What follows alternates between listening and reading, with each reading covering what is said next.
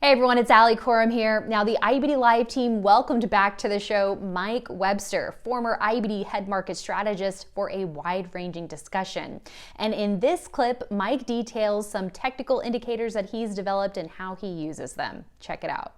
This is some of the things I've been working on. And Chris, you're welcome to use any of this stuff because I know you guys are doing a big behind the scenes foundational update on MarketSmith. And then at some point you'll be able to add things. So feel free to Cool. add things on, use things, any of this stuff. So down here is the Webby RSI, which I've modified. 2.0. This is, well, it's actually the 5.150 version. Oh. Yeah. And so that is actually what I'm calling it. So this isn't so simple, but it's more helpful than the original Webby RSI, which if you don't know what that is just the distance of the low on a percentage basis, the low versus the 21 day. And so what I was doing with that is I was originally using a lot on the market, and I found kind of a sweet spot between like a 0.5% to 2%. When it was trending in that zone, that was your safety zone. But then when I started bringing it out on individual stocks or on other ETFs, it wasn't really working that well because it was on a percentage term basis. So the 0.5 to 2.0 really wasn't as relevant. So I wanted to use it as on an ATR basis. So I do this now off of the ATR. So if you see it down here, that I'll try to stretch this out a little bit. Down here, when it's at 1, that means the low is 1% above, or 1 ATR above the 21 day. It's 2 ATRs and so on. And so I kind of found that 3 was where this red line was the point where it was getting a little bit too overheated. So doing it from an ATR, and I think I mentioned it, but I use the 50-day ATR on this, that it gives you that feedback. Is it getting too hot? Now, there are times where you want it to be hot. You want it when it's breaking out or an index is just starting, you want it to ramp and show power.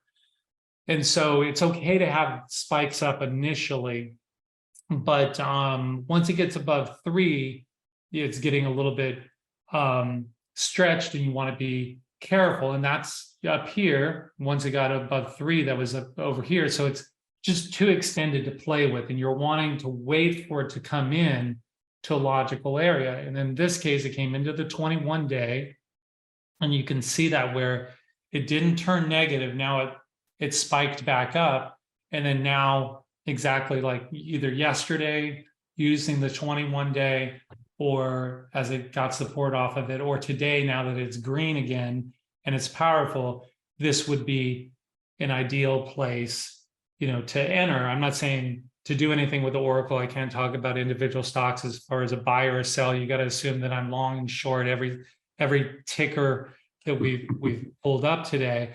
But I'm just saying in general, using this. Now, the other thing that I added to it was this little orange line on here, and that's the high versus the 10-day simple moving average. And that was something that I noticed back in the late 90s that I used to use, where when a stock would get 15% above its 10-day, that's where I would trim into strength. But percentages changed a lot since then, because those were the crazy times where 15% was, didn't even look like that much on the chart, but now it's a big deal. So I do that in an ATR fashion as well.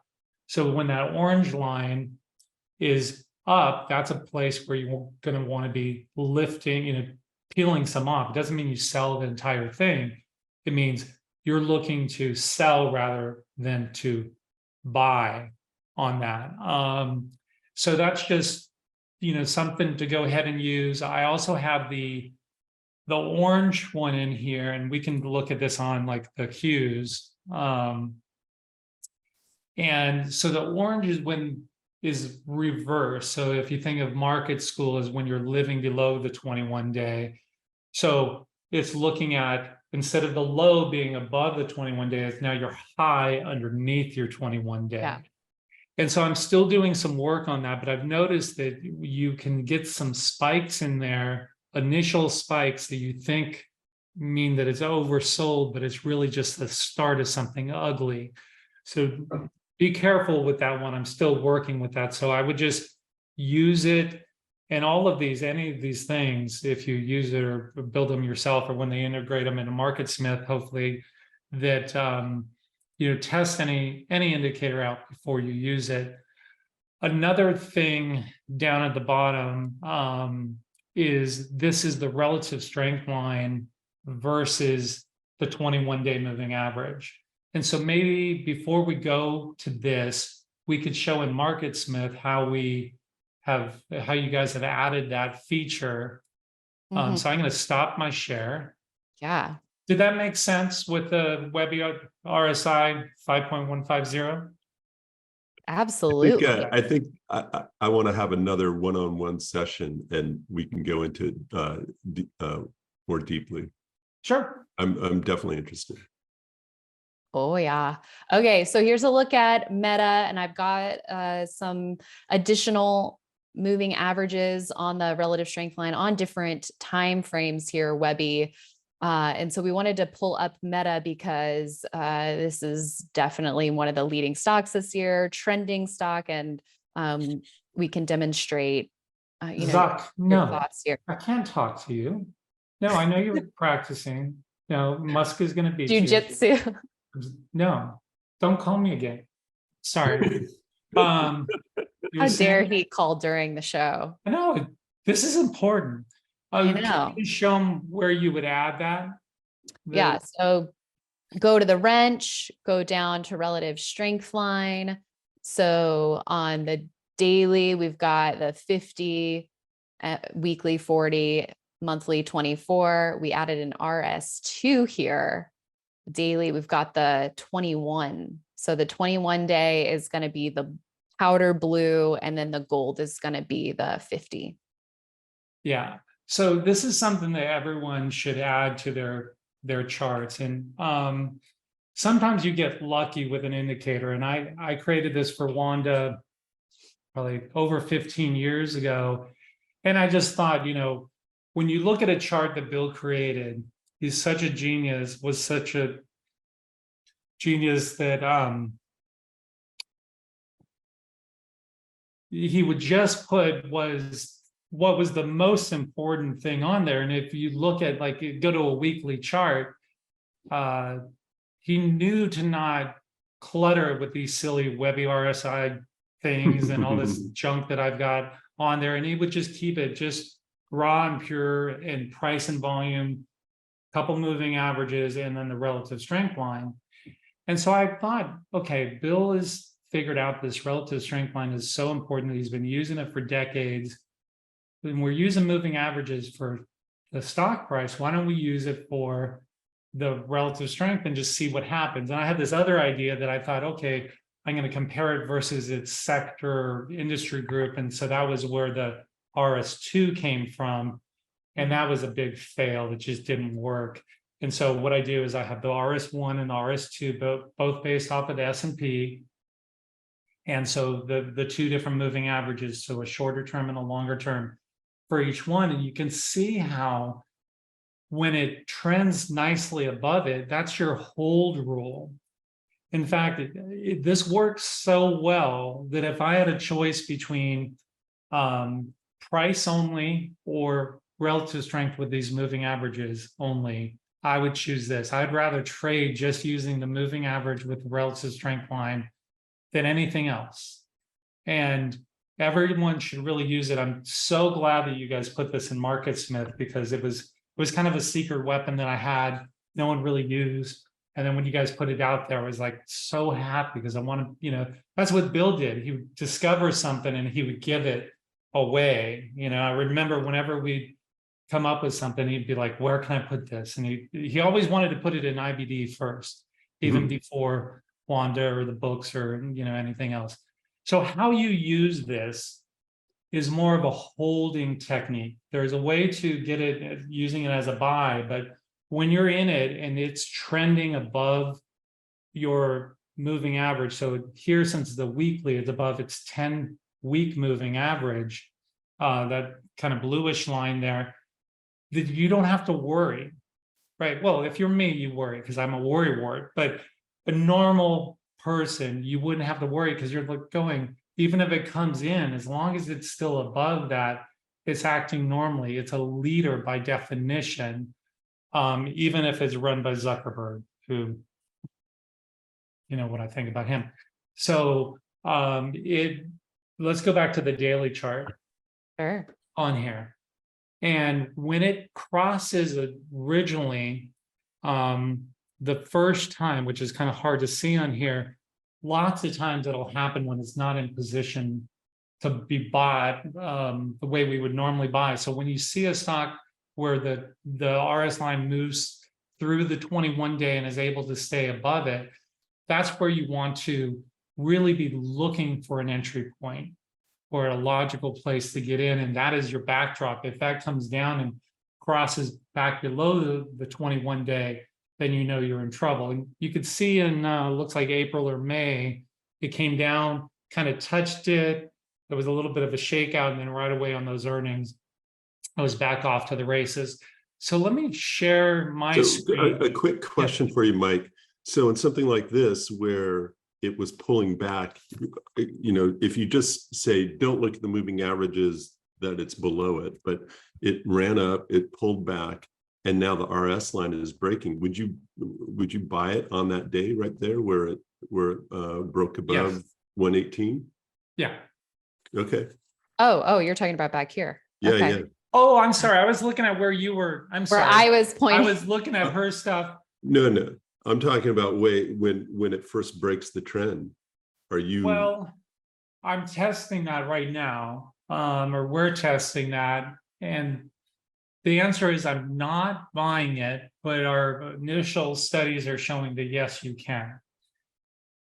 But you got to test it yourself, and we're still testing that out. But yes, you can is the straight answer. But I also want to feel comfortable buying it and not just blindly using just this indicator for the original buy. And what I meant of only using this, that was after I looked at the chart and I bought it, then to keep the position. So it's more of using it as a hold rule, a hold and sell technique rather than an initial buy. But yeah, you could.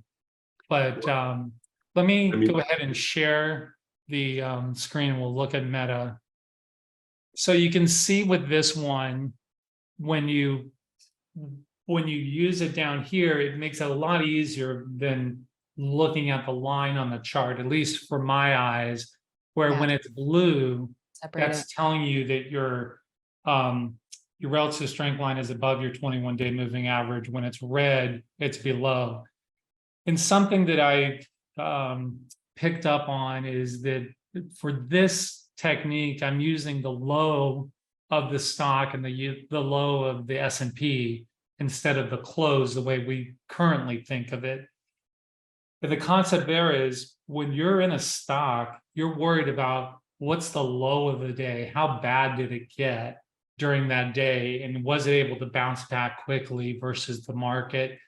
And so I thought, you know what, rather than using the close, I wanted to use the low because that was a worst case scenario. So that's a little bit of the difference there. So you can see how nice it's trended above it and it didn't get too hot. And you can also see that here with the Webby RSI 5.150, where it spiked up here on the gap, which you would expect, you know, on big power. But then the rest of the time, it kind of stayed underneath that 3 in this healthy zone, which is, you know, you really can't ask for more than that. And then just some things that I have up on the top while I've got this up is I've got my, this is simple, something I've been using for years, your percent off high. It's just a simple close versus your 52-week high. And that's helpful when a stock is pulling back and you're looking at a chart, like maybe you're looking at an ascending base type of stock. Do you guys have any stocks in mind that have kind of just stair stepped nicely near the highs? Yeah, I think so. BLDR, that one had an ascending base and Okay. is continuing to stair step up. Okay, perfect. So this is a great one. So what you can see over here is in the green zone, which I just have the green zone as 0 to 8% off the highs. And of course, stocks are going to come more than that off their highs, but that's typically kind of a normal zone where they would just fluctuate. And it's kind of, it's your green area where if you look at the chart, it might be doing something funky, but if you look at this, you go, okay, it's still in the green zone. Everything is fine. Once you start getting underneath the yellow area, then you will, in the yellow area, that's when you want to start worrying. And I would have worried over here because you were breaking its previous mark. So that would have concerned me, but it immediately snapped back and then it stayed up in this green zone the rest of the time.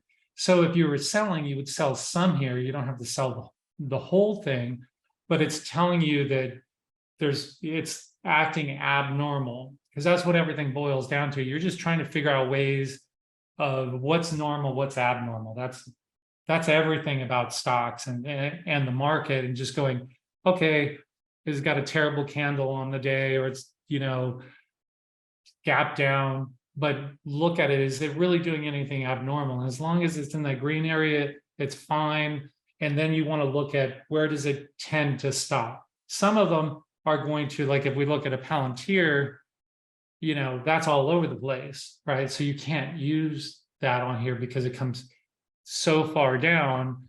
Whereas if we look at, or let's look at the Oracle from before, this stays nice in that green zone. And you can see this pullback over here was very normal compared to itself, if that makes sense. Yeah. Okay. It And then does. the last, any questions on that? No. No? Okay. Yeah, that's great. The last one, because I heard that you guys are doing Bollinger Bands later today, right? For the Yes. Founders Club. Founders Club.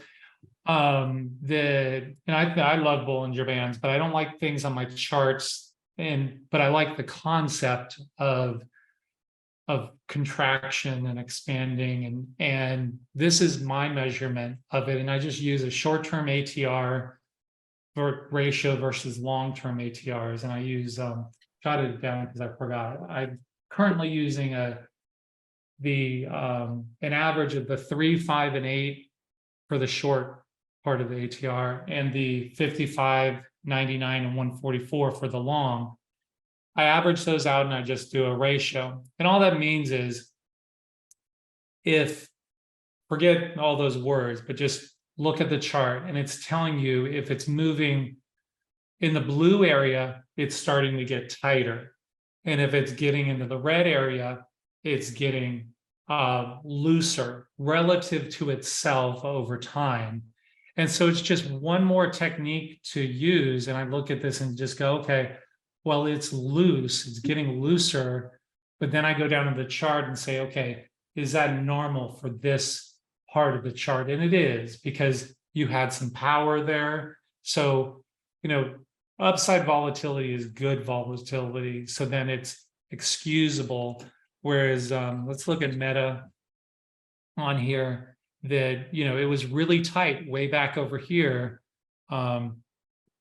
pretty much this whole time, and where we could look at the Qs, and the Qs have consistently been getting tighter since really, what is that, November, but during the bear market, it was just getting looser, and then it would tighten up for a little bit, and then it would get looser. So, like I said, if you want any of these, feel free to use them. I'm still working on them, so I might adjust them over time, but hopefully they help. I hope you enjoyed that clip. That's the first of several that I'm going to be putting out from Mike's IBD Live appearance. So make sure you subscribe to my channel so you can stay up to date when I drop more of those clips. See you next time.